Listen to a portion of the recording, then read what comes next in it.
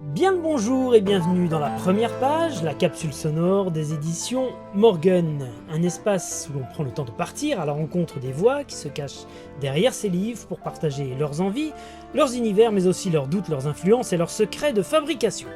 Pas de résumé, pas de spoiler, juste un avant-goût à écouter avant de tourner la première page. Aujourd'hui, nous vous parlons de Nos cœurs noirs de Suie, une histoire imaginée par le scénariste Joni Hag et sublimée par le dessin de Stipan Morian que nous recevons aujourd'hui. Dans ce livre, Stipan Morian nous plonge dans un univers aussi fascinant qu'impitoyable, une immense cité industrielle où le charbon est devenu une monnaie de survie, où les machines rythment le quotidien et où le froid semble ne jamais vouloir céder sa place. C'est une bande dessinée spectaculaire portée par un dessin foisonnant où chaque planche regorge de détails mais qui interroge aussi notre rapport au pouvoir, à l'exploitation et à la résistance. Bonjour Stipan. Bonjour. Alors émission un peu particulière aujourd'hui puisque déjà nous avons la chance de faire cet entretien en face à face dans la librairie Momie de Lyon que nous remercions pour leur accueil et j'ai en plus le plaisir d'être accompagné par Victorine, éditrice pour les éditions Morgan qui assurera donc la traduction tout au long de cette conversation. Bonjour Victorine et merci d'être avec nous. Hello. Alors cette émission s'intitule La première page et j'aimerais justement commencer par elle. Est-ce que vous pourriez, pour commencer, nous décrire cette première page, celle que vous avez imaginée pour Nos cœurs noirs de Suie? Oh, first page was pure inspiration. La première page était de la pure inspiration, elle n'était pas décrite dans le storyboard et a été réalisée plus tard, une fois que la ville était déjà établie.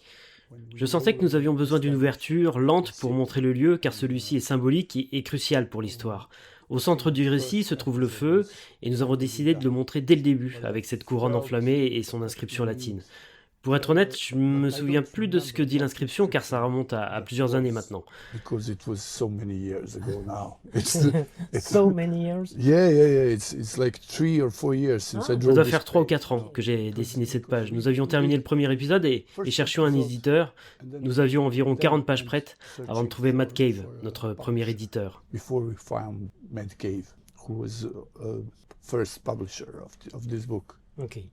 Ce que j'aime beaucoup dans cette première page, c'est qu'on sent tout de suite la dualité. Arthur Vignard, directeur du développement. On sent vraiment l'opposition entre le feu et la glace, tant par le texte que le dessin. On voit cette statue un petit peu comme un augure de prêtre avec la flamme qui crépite, la neige qui commence à tomber, la caméra qui se retourne et qui se dirige vers une ville gigantesque qu'on découvre tout de suite en tournant la page. C'est toujours un petit peu la même affaire, quoi. La première donne un peu à voir et tout se déroule derrière. Et voilà, là, on sent vraiment qu'on va être sur une histoire en deux tons, un peu façon yin et yang, le feu et la glace qui s'opposent. Avant de vous consacrer pleinement à la bande dessinée, j'ai cru comprendre que vous aviez fait de l'animation pendant plus de 20 ans, mais aussi de la scénographie, de la peinture et même de la restauration de bâtiments Renaissance. Ma question, c'est est-ce que toutes ces expériences nourrissent aujourd'hui votre manière de raconter une histoire en bande dessinée? Animation is all about telling the most of the story in shortest possible time with least tools, Mon passé dans l'animation m'a beaucoup apporté. Il s'agit de raconter le maximum de choses dans le temps le plus court possible avec un minimum d'outils. C'est une compétence précieuse pour la bande dessinée car on apprend à supprimer le superflu pour se concentrer sur l'essentiel. Bien que travailler sur les bâtiments ne soit pas toujours gratifiant en BD, il est difficile de gagner sa vie en tant qu'artiste dans ma région d'Europe.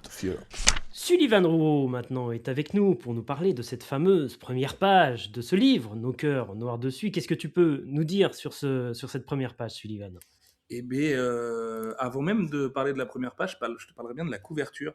Parce qu'en fait, moi, je suis tombé amoureux de ce livre aux États-Unis l'année dernière, sur la couverture du premier chapitre de l'issue, du coup, parce que là-bas, il a été publié sous forme de chapitre de 25-30 pages.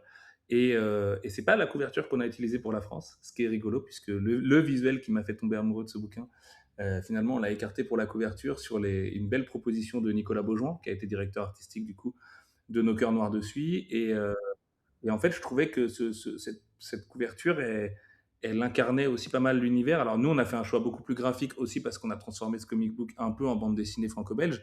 Et ce qui est rigolo, c'est que les auteurs sont européens, du coup, puisque Johnny Hag est finlandais et que Stipan Morian est un dessinateur croate. Et donc, je trouvais que la transformation allait bien.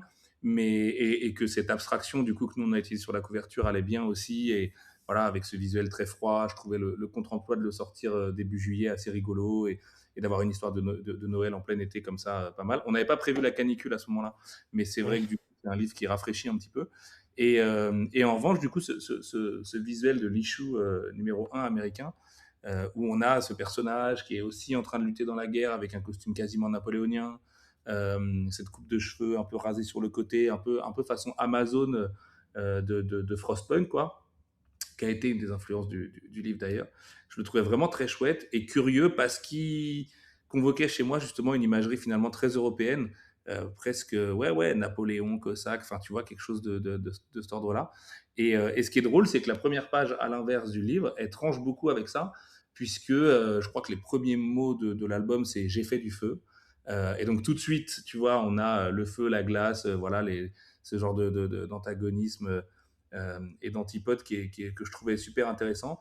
Et j'ai surtout été soufflé dans la première page par la qualité de mise en situation des dialogues, enfin des bulles de pensée en l'occurrence de Johnny, puisqu'on ne voit pas encore le personnage, mais on l'entend parler dans cette première page. Elle qui dit: le charbon brûle sans peine dans l'air froid, il crépite impétueusement comme mu par une volonté propre. Je bénis la chaleur, mais je méprise la fumée qui la suit. Elle souille tout ce qu'elle touche. Pourtant, sans elle, cette ville dépérirait, et après tout, elle lui a donné son nom. Et là, c'est le parfait page turner, du coup, puisque en 4-5 bulles, il nous a vraiment donné tout le contexte pour aller introduire le nom magnifique de cette ville, qui est donc l'Anthracité. C'est le choix qu'on a fait dans la traduction française. Très, très belle traduction par ailleurs.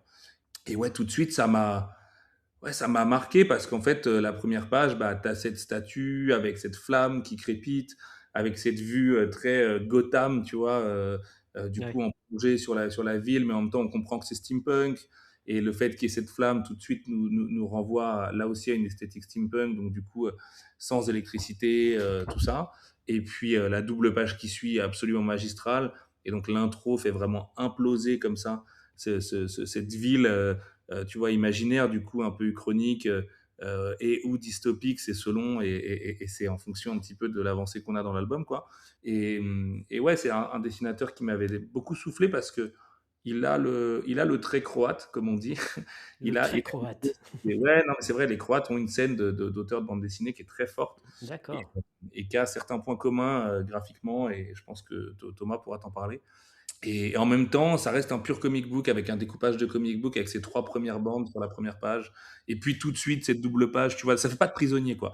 Disons que tout de suite, tu es là pour en mettre plein la vue. Et c'est le cas. Alors on l'a dit en début d'émission, le scénario est signé Yoni Hag. Comment est-ce que s'est construite votre collaboration autour de ce projet? Yoni was doing some mythology, writing some mythology for some tabletop games. Ma collaboration avec Yoni a commencé alors qu'il écrivait de la mythologie pour des jeux de plateau. J'ai été impressionné par la profondeur, la logique et l'inspiration de ces récits. Pour moi, trouver un bon scénariste, c'est primordial pour faire une bonne bande dessinée. Au départ, il prévoyait une histoire de 20 pages, mais je l'ai poussé à développer un véritable récit. Je l'ai invité chez moi, sur l'île où je vis, et nous avons écrit les grandes lignes de ce qui est devenu une histoire d'environ 100 pages. On a travaillé de manière très peu conventionnelle, en discutant énormément. Il n'y a jamais eu de découpage traditionnel par case ou par page. Yoni écrivait plutôt de la prose. Pour nous, c'est l'histoire qui prime sur la méthode. J'ai eu beaucoup de chance, car Yoni excelle dans les textes narratifs et utilise un langage très riche qui donne une identité propre à chaque personnage. Et l'histoire de cette publication, c'est, ouais, je te dis, c'est l'histoire d'un coup de cœur.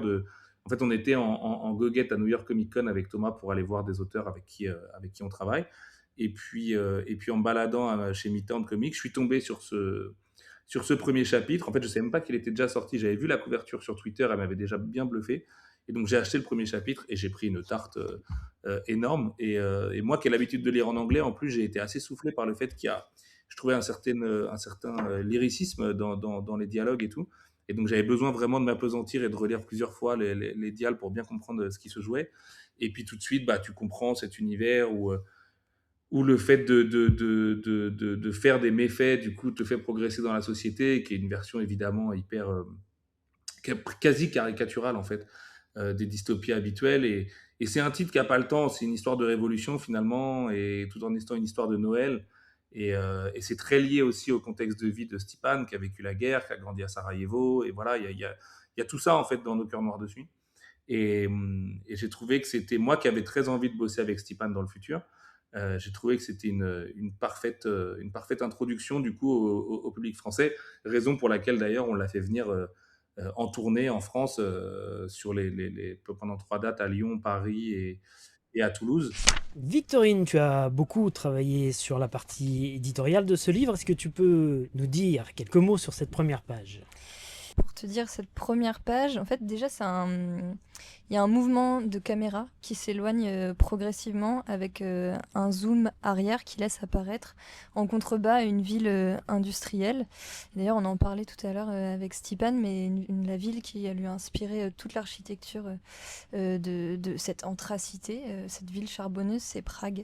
Alors on a parfois l'impression que la ville est un personnage à part entière, il y a énormément de détails dans chaque planche, les bâtiments, les machines, les canalisations. Est-ce que vous aviez tout cet univers en tête à la lecture du scénario de Yoni dont on vient de parler à l'instant, ou alors est-ce que c'est construit progressivement au fil du temps, en échangeant notamment avec Yoni ?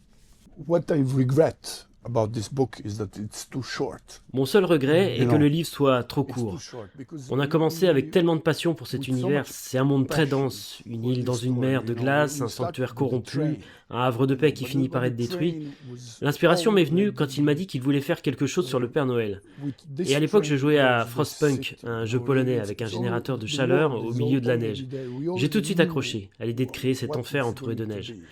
Le jeu It's français an island Dishonored a aussi été une influence majeure pour moi. Ces jeux montrent la ville comme une structure, une cité ouvrière et industrielle qui est en même temps le reflet de la société. Tout s'est mis en place, le texte, les symboles et les personnages. Chaque chapitre est d'ailleurs raconté par un point de vue différent. Thomas Aragon est avec nous maintenant pour nous parler de cette première page de Nos cœurs noirs de suie. Thomas, qu'est-ce que tu peux nous dire toi sur cette toute première page ? On se rend compte qu'on va parler d'énergie. Alors ça tombe bien parce que c'est un récit qui est plein d'énergie déjà du point de vue formel, c'est-à-dire que narrativement comme graphiquement, ça a une patate extraordinaire. Mais on voit on voit tout de suite dès la première page que le sujet va être le charbon, va être l'énergie dont les hommes ont besoin pour se chauffer en l'occurrence. Ce qui au mois de juin ou juillet 2026 est assez rigolo, puisque nous souffrons sous des températures complètement délirantes et qu'en fait le bouquin va parler de ça en creux. Alors c'est pas le sujet principal, c'est pas le réchauffement climatique, mais c'est surtout la manière dont les hommes sont capables de se rendre prisonniers, de devenir richissimes, et que le pouvoir ou que l'énergie c'est le pouvoir et que le pouvoir c'est l'énergie et vice versa, et les deux intrinsèquement. Donc c'est un sujet éminemment actuel.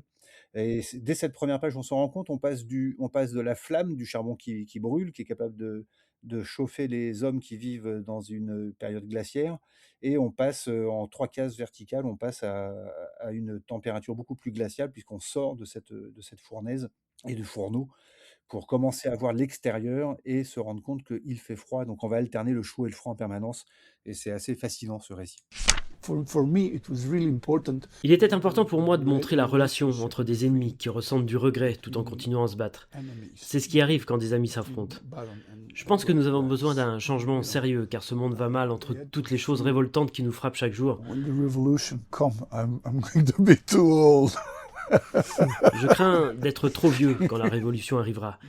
Il est difficile d'avoir de l'espoir quand on voit que nous ne communiquons plus que par des minuscules canaux. Nous vivons dans une réalité artificielle qui attaque notre perception de la vérité. The only time is straight in front of us, you know, and we are going straight to the wall. Le seul temps qui compte est devant nous et nous fonçons droit dans le Don't mur. let me yell. Thank you. Sullivan nous a parlé tout à l'heure d'un trait croate. Alors j'ignorais qu'il y avait a priori, il y a une grosse scène bande dessinée en Croatie et un gros historique également. Est-ce que tu peux nous parler un petit peu de ça ? Parce que je le rappelle, Stipan Morian est croate. Alors, Stipan Morian, il est typiquement, il est vraiment dans la lignée des grands auteurs, des grands dessinateurs d'ex-Yougoslavie, parce qu'au-delà même de la Croatie, en fait, c'est surtout d'ex-Yougoslavie dont il faut parler. En fait, la Yougoslavie a toujours été un pays de bande dessinée, enfin très très très vite. D'accord. Ça fait, dès les années 30, en fait, il y a d'excellents auteurs. Je pense à un notamment, alors celui c'est plutôt les années 40, il y en a un qui s'appelle Mahorovic, qui était un virtuose du réalisme et du semi-réalisme. Il y a eu un album publié dans les années 80, je crois, par Dargaud, une histoire de pirate, dont le titre m'échappe, enfin bref. Et donc non, c'est une vraie scène européenne très importante de la bande dessinée. Alors, historiquement aussi, les dessinateurs croates allaient souvent travailler pour les Italiens, en fait. D'accord. Puis cette période donc qu'il faudra un jour vraiment explorer pour de bon, qui est Fleet Press, donc la presse britannique qui faisait travailler la planète entière, en fait, en termes d'auteurs de bande dessinée. Pratt a travaillé pour eux, Breccia a travaillé pour eux, et plein de Croates ont aussi travaillé pour les Anglais, et les Anglais revendaient leur matériel au monde entier. Donc la Croatie, non, grand pays de bande dessinée. Il y a Igor Kordej, il y a, je sais pas, Smuja. Alors bon, non, lui, il est serbo-croate. Ça devient compliqué s'il faut diviser, mais enfin, il y en a plein. Il y a TBC, et il y a plein d'auteurs qui ont travaillé pour la France. Moi, j'ai travaillé pas mal avec Frano Petruccia, par exemple. J'ai fait 3 albums avec lui. Non, donc c'est un pays qui est au croisé des chemins. C'est toujours pareil, en fait. Quand on se rend compte que dans des pays, il y a plusieurs traditions qui peuvent exister éditorialement en termes de livres et de publications, et ben, ça donne des vocations.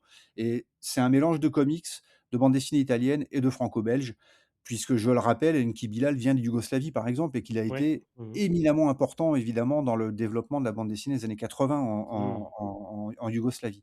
Donc ce trait, il est quand même assez réaliste, et il est matiné aussi de toute cette tradition des pays de l'Est. Moi, quand j'y étais allé au début des années 2000, j'avais vu un dessinateur, mais absolument extraordinaire, qui avait fait les Beaux-Arts de Moscou, parce que c'était le chemin naturel, un des chemins naturels possibles pour un Yougoslave, c'était d'aller étudier plus à l'est de la Yougoslavie, donc que ce soit la Hongrie et donc l'URSS de l'époque, quoi.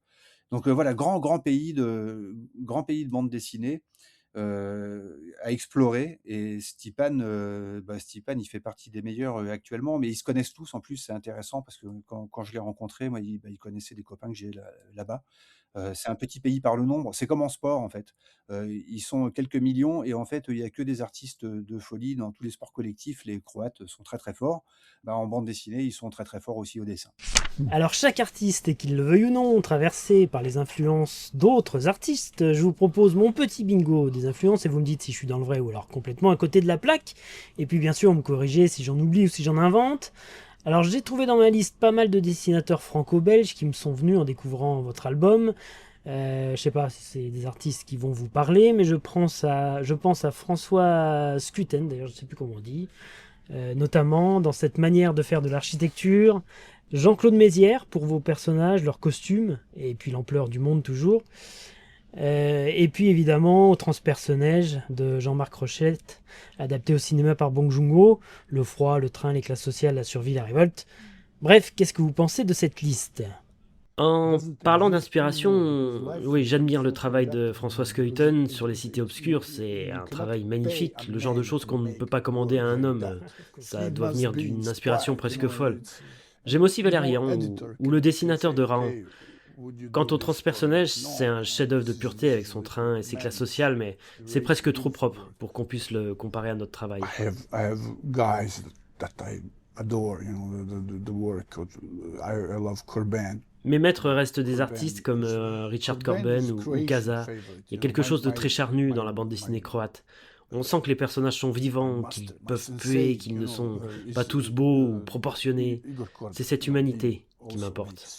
Nos cœurs noirs de suie de Yoni Hag et Stipan Morian est disponible chez votre libraire préféré depuis le 1er juillet au prix de 22,90 €. Et on le rappelle, le prix du livre est le même partout en France, donc privilégiez évidemment votre libraire préféré. Pour ne rien rater de l'actualité des éditions Morgan, direction le site internet morgan-bd.com et leurs réseaux sociaux bien sûr, Instagram, Blue Sky, X, sans oublier leur chaîne YouTube. Un remerciement tout particulier à Victorine, merci beaucoup Victorine, et à la librairie Momie de Lyon qui nous a accueillis aujourd'hui. Quant à nous, on se retrouve le mois prochain pour tourner la prochaine première page et découvrir de nouveaux univers avec les auteurs et les autrices des éditions Morgan. Merci Yoni, thank you. Thank you Stipan. Je vais réussir à me planter. Thank you, Yanni. Thank you Yoni.